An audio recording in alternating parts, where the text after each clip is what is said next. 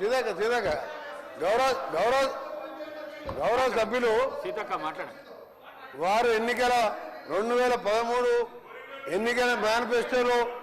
ఎన్నికల మేనిఫెస్టోలో కానీ మేనిఫెస్టో కంటే ముందు ఆయన పార్టీ పెట్టినప్పుడు కానీ ఒక అధికారానికి వచ్చేటప్పటికి ఒక 10 లక్షల సార్లు దళితుని ముఖ్యమంత్రి చేయకపోతే నా మెడ మీద తల ఉన్నది అను. నువ్వు ఇంప్లిమెంట్ చేసినావా ఆఖరి దళితుడికి 3 ఎకరాల భూమి ఇస్తా, బోరేస్తా, మోటార్ ఇస్తా, 1.5 ఎకరం ఉంటే 1.5 యాడ్ చేస్తా, ఆయన ధనవంతుని చేస్తాను. చేసినావా?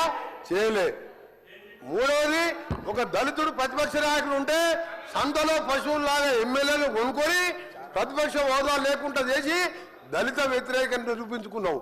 ఇకపోతే చదివించ ఇంటికో ఉద్యోగం, డబుల్ బెడ్రూమ్, నీ బిడ్డలు తేడమనుకుంటారు. నీ చెప్పమంటావా? 1,00,000 అబద్ధాలు ఆడి 2 సార్లు అధికారంలోకి వచ్చిన మీరు మేము చేసిన కార్యక్రమాలు 1,00,000 కోట్ల మంది ఇవాళ ఆర్టీసీలో ఉచితంగా మహిళలు ప్రయాణం చేస్తున్నారు. చూస్తలేవా? 50 లక్షల కుటుంబాలకు 200 యూనిట్ల వరకు ఉచితంగా ఈ రోజు కరెంట్ ఇస్తున్న మాట వాస్తవం కాదు. ఒక ఇంటికి 600-700 అంటే సంవత్సరానికి 7,000 రూపాయలు ఇలా మిగులుస్తున్నాం. ఇంకా చేసే కార్యక్రమాలు ఉన్నాయి. ఇప్పుడే మా సోదరుడు చెప్పినట్టు, శ్రీనివాస్ గారు చెప్పినట్టు 21 కోట్లు మన జిల్లాలో ఎన్ని వచ్చిన లెక్క వెళ్తే ఆ సభ్యునికి 2 లక్షల లోపు మీరు 1,00,000 అని చెప్పి 5 ఇన్స్టాల్మెంట్లో ఇస్తే 20,000 వడ్డీకి సరిపోయిన అధ్యక్ష. అంటే 15 ఏళ్లలో ఇన్ని చేసిన వాళ్ళం. మాకు ఇంకా 3-4 సంవత్సరాల సమయం ఉన్నది. ఇవన్నీ చేసి చూపిస్తాం. తొందరగా పడతావు. అసలు నువ్వు దళిత ముఖ్యమంత్రి కానీ ఇన్ని లక్షల మంది దళితులు మోసం చేసి ఇవాళ బీసీ కులగణన చేస్తే కేసీఆర్, కేటీఆర్, హరీష్ రావు పార్టిసిపేట్ చేయలే. అంటే మీకు ప్రజల మీద ప్రేమ లేదు. అధికారం కోసం తప్పుడు వాగ్దానాలు 1,00,000 వాగ్దానాలు ఇచ్చును. నీవిచ్చిన వాగ్దానాలు సగం అయిపోయాయి. మిగిలినవి కూడా చేసి చూపిస్తావు. తొందర పడకు. నువ్వు పోయి రైతుల దగ్గర కాదు, రైతుల కోసం ఎవరేం చేసిండ్రు, నారాయణ డ్యామ్ ఎవరు కట్టిండు, శ్రీరామ్ సాగర్ ఎవరు కట్టిండు, శ్రీశైలం ఎవరు కట్టిండు, ఎస్ఎల్బిసి నుంచి ఎవరు కట్టిండు, కల్వకుర్తి ఎవరు కట్టిండు, నెట్టెంబాడు, ఇవన్నీ చెప్పాలని చాలా ఉన్నాయి.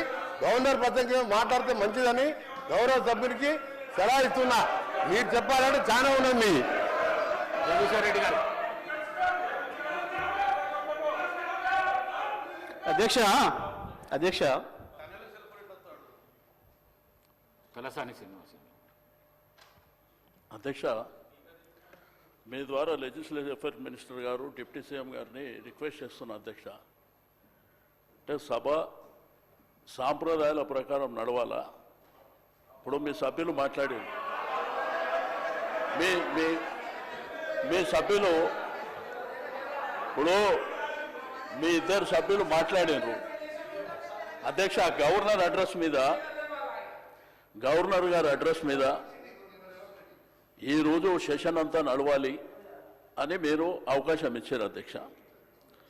ఇట్లా ఇంటర్వ్యూన్ అయ్యి మీరు ఏదైనా చెప్పాలనుకుంటే లాస్ట్లో చెప్పండి. అంతేగాని మీరు మధ్యలో ఇట్లా డిస్టర్బెన్స్ చేసి తూకిత్తా మైకిత్తా అనుకుంటా పోతామంటే మరి సభ నడుస్తుందా? మీరు ఆలోచన చేయాలి. ఎందుకంటే ఈరోజు సభ మర్యాదలని అధికార పక్షమే కాపాడలేకపోతే ఇంకెవరు కాపాడుతారు అధ్యక్ష?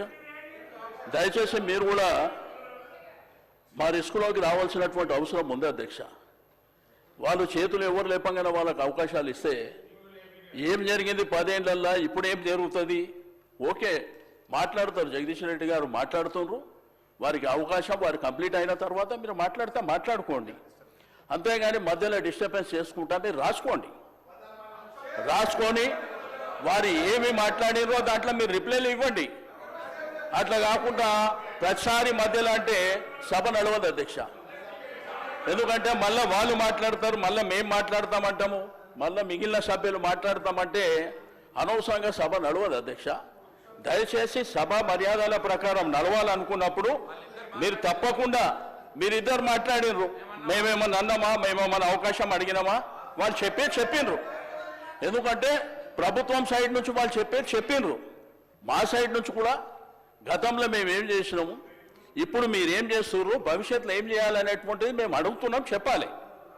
అంతేగాని మీరు ప్రతిసారి మధ్యలో 2 నిమిషాలకు 3 నిమిషాలకు ఆయన స్టార్టే చేయకముందు ఆయన ఇంకా ఒక 2-3 నిమిషాలు మాట్లాడకముందే మీరు ఇద్దరిద్దరు మాట్లాడి ఇట్లా బుల్డోజ్ చేస్తాము, మాకు అధికారం ఉన్నది, మాకు మందబలం ఉన్నది కాబట్టి మేము చేస్తామంటే మీ ఇష్టం అధ్యక్ష. అది మేము కూడా ఏం చేసేది లేదు.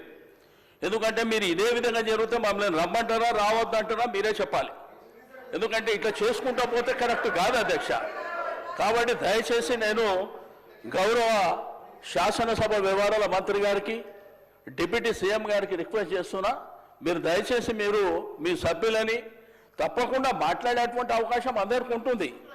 కాబట్టి ఆర్డర్ ప్రకారం మాట్లాడేటువంటి కార్యక్రమాన్ని మీరు నిర్వహించాలని చెప్పి నేను రిక్వెస్ట్ చేస్తున్నా. సభ్యులు తలసాని శ్రీనివాస్ యాదవ్ గారు అంటే ఏలనేని గౌరవము. మరి వారు సీనియర్ శాసనసభ్యులు, కానీ ఎవరికంటే వాళ్ళకి నేను ఇవ్వలేదు. గవర్నర్ ప్రసంగం పైన ఆది శ్రీనివాస్ గారు మాట్లాడిండ్రు, మా ఈ సభ విప్పు, అందుకే వారికి అవకాశం ఇచ్చిన. తర్వాత మంత్రి గారు అడిగితే మంత్రి గారికి ఇచ్చిన. నా రిక్వెస్ట్ కూడా మీతో ఒకటే, ప్రతిపక్షాలకు గవర్నర్ ప్రసంగం పైన మాట్లాడితేనే మంచిది. డీవియేషన్ అయితే తప్పకుండా అక్కడికి వెళ్ళి ప్లీజ్.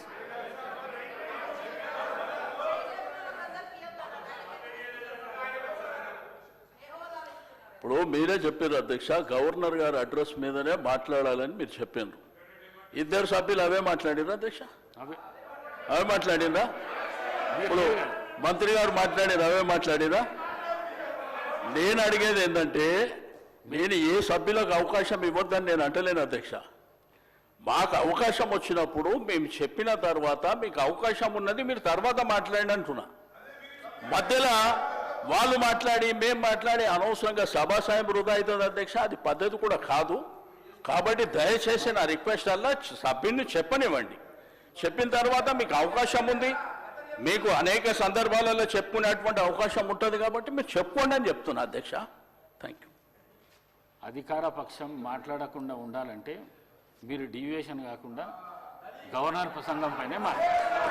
జగదీశ్వర్ రెడ్డి గారు అధ్యక్ష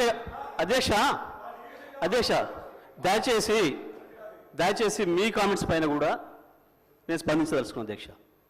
రాష్ట్ర ప్రజలు మొత్తం చూస్తున్నారు అప్పటి నుండి. నేను దీంట్లో నుంచి ఒక అక్షరం పక్కకు పోయినా, ఇప్పుడు వారు మంత్రి గారు మాట్లాడిందో ఇంకోరు మాట్లాడిందో ఇందులో ఏమైనా ఒక అక్షరం సంబంధం ఉందా దాన్ని మీరు తేల్చండి. ఈ సభలో ఉండమంటే ఉంటా, పొమ్మంటే పోతా అధ్యక్ష. నేను